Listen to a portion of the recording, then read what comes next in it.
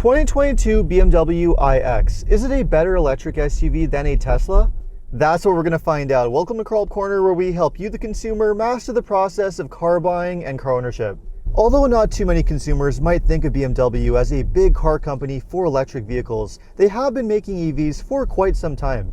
Their first go at a proper electric vehicle was the BMW i3, which hit the market back in 2013. And even before that, they offered an EV based on the 1 Series, which was called the Active E, which was available only for lease in very limited quantities. Although these early attempts at an EV weren't exactly a huge success, BMW is starting to get very serious with electric vehicles, and their latest all-electric SUV is proof of that, which is the BMW iX. The iX was designed to be a no-compromise, all-electric SUV with top-notch driving range, performance, and value. But if you're in the market for a luxury SUV, is it an EV that's actually worth buying? And perhaps the bigger question is it a better electric SUV than the other established competition, especially the Tesla Model Y and the Model X? Well, make sure to stick around until the end of the video, because that's what we're going to find out. And if you enjoy and get value out of this video, make sure to like and subscribe to my channel. I post 2 videos a week, always valuable, straight to the point car buying advice designed to help you, the consumer. So the first thing to know about the BMW iX is that it's available in 3 basic versions. The base model is called the xDrive 40, which is not sold in the United States. Above that, we have the xDrive 50, which is the one that I'm test driving here, and the top of the line version is called the M60, which is an M-Tune model designed for maximum performance. Now, even though I haven't had a chance to drive the base model xDrive 40 or the top of the line M60, I can tell you with almost 100% certainty that the one to probably have is the mid-trim xDrive 50 that I have here, and I'm going to tell you exactly why. Being the middle model, it really is the Goldilocks version of the iX lineup, with just the right amount of driving range and performance. It produces a pretty wild 516 horsepower and 564 pound-feet of torque, not really a whole lot less than the M version, which has just over 600 horsepower and 800 pound-feet of torque. The xDrive 50 can hit 0 to 60 or highway speeds in around 4.5 seconds, which is only around half a second slower than the M60. But the real selling point of the xDrive 50 to me, however, is the fact that it has the best range in the iX lineup. It's able to travel just over 300 miles or 500 kilometers before needing a charge, which is very competitive with other EVs on the market. The driving range is pretty much neck and neck with the very best electric SUVs on the market, including the Tesla Model Y and Model X, which have pretty much the same range. The driving range of the iX is also much better than similar luxury SUVs that you can buy, including the Audi e-tron, the Jaguar I-Pace, and the Volvo XC40 Recharge. It's also very competitive with some of the newest models hitting the market, like the Cadillac Lyriq and the new Lexus RZ450e. It also has the best range in the iX lineup. Spending another 20 to 30 grand for the M60 does give you better performance, but it doesn't give you any more driving range. The xDrive 50 is also only around 10 grand more than the cheaper xDrive 40, which has way less power and a much lower driving range of around 200 miles or 330 kilometers, so it's really not worth the savings. Not only do you get really good range with the iX, but you also get quick charge times too. The 105 kilowatt hour battery takes around 1 hour to charge from 0 to 80% using a high-speed level 3 charger. Of course, finding a high-speed level 3 charger is another issue. They're not exactly the most plentiful in most areas, and even when you do find them, they're not always reliable either. Which is another reason why it makes sense to go for the longer range version of the iX.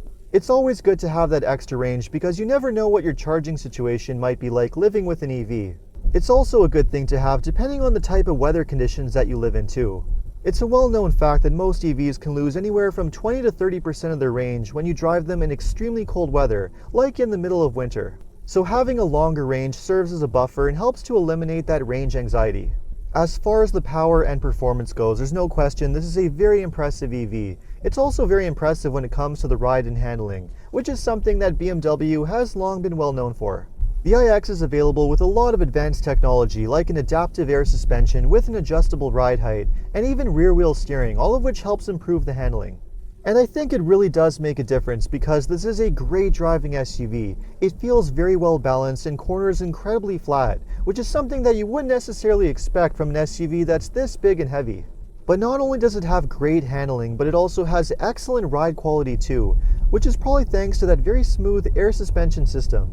The combination of having all of that amazing power, this really smooth ride, and that great handling just makes this a very pleasant SUV to drive every day. And the other part that makes it a very enjoyable car to drive is the amazing interior.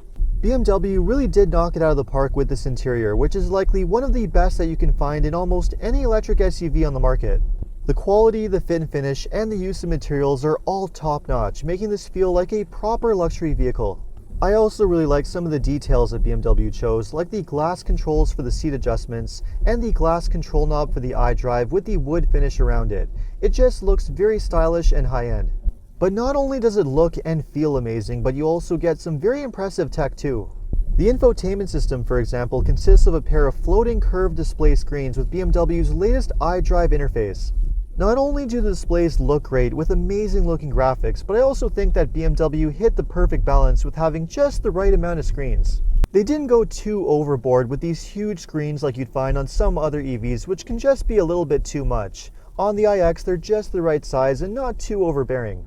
But although they do look great, the usability and functionality could be a little bit better.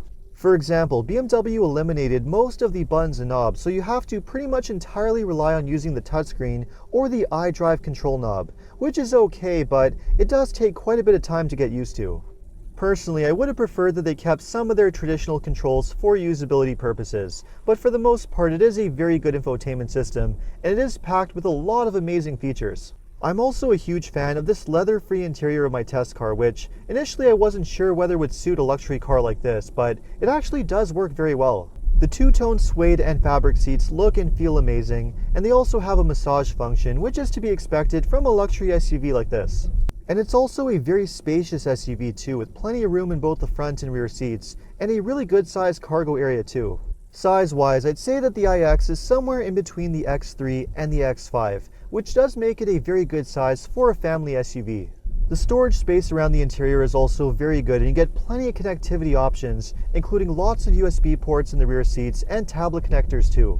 And of course you have a very nice large panoramic glass roof, which unfortunately doesn't open, but you can switch it between a clear mode and a frosted mode, which is pretty neat. But having said all of that, there are a few things about this interior which I'm not the biggest fan of. One of those things is the steering wheel, which is this really weird hexagon shape, which makes it a little bit awkward to use, as opposed to just having a normal round steering wheel. We also have these electronic door handles, which make getting out of the car a little bit awkward too. And while the iX does have a very good amount of cargo space in the back, it doesn't have a front trunk underneath the hood like you'd find on a lot of other EVs, which is a little bit disappointing. None of these things, however, are a major deal breaker, because for the most part this is a very well designed interior, which is more than I could say about the exterior design. Now, I'm not usually one to comment on exterior styling, but this is a luxury vehicle and there's no question that the iX has a very polarizing looking design. But I think the biggest issue with the iX above all of this is the pricing. With a starting price around 85 grand that can climb to well over 100 grand with options, it does cost quite a bit more money than other luxury SUVs on the market. The Tesla Model Y, for example, is around 20 to 25 grand cheaper, offering a very similar amount of driving range, performance, and interior space. And it's the same story with most of the other electric SUVs that you can buy too. Now, I know in many ways you are getting more for your money with the BMW iX, including a much more luxurious interior and a lot more features and tech in general. But that being said, I'm not really sure whether it's worth an extra 20 to 30 grand, which is quite a bit of money. I guess if you're able to lease one of these with very similar payments on a 3 to 4 year term, then it does make a lot of sense. And if that's the case, then there's no question that the BMW iX is one of the best electric luxury SUVs on the market right now. And if you look at it as an alternative to something like a BMW X5, then it does make a lot more sense. An X5 is around the same price as an iX, and it doesn't really offer anything more when it comes to performance, interior space, cargo space, or features either. And because you're just getting a simple electric drivetrain with the iX, you're also getting a lot more mechanical simplicity when compared to any of the gas or hybrid options. Long-term reliability and repair costs are something that BMW has long struggled with on most of their gas models, especially if you're planning on buying one to keep beyond the warranty period. Whether the iX will prove to be any different over the long haul remains to be seen, but there's no question that having a simple electric drivetrain does increase the odds by quite a bit. Aside from its highest price tag, BMW really did a phenomenal job with the iX. It's a class-leading EV when it comes to its performance and driving range. and its amazing interior and top-notch tech really do put it at the very top of its class. But that being said, there is a lot of competition coming on the market in the near future that you might want to consider too. For example, GM is going to have their Cadillac Lyriq SUV hitting the market at the end of 2022, which should be a very strong rival. Lexus is also going to be releasing their all-new RZ450e, which should be a great alternative too. Other brands including Mercedes, Audi, and Porsche all have electric SUVs in the pipeline too, so there's a lot to look forward to if you're in the market for a luxury EV. In the meantime, let me know what you think of the BMW iX. Would you buy one over another electric SUV like a Tesla Model Y?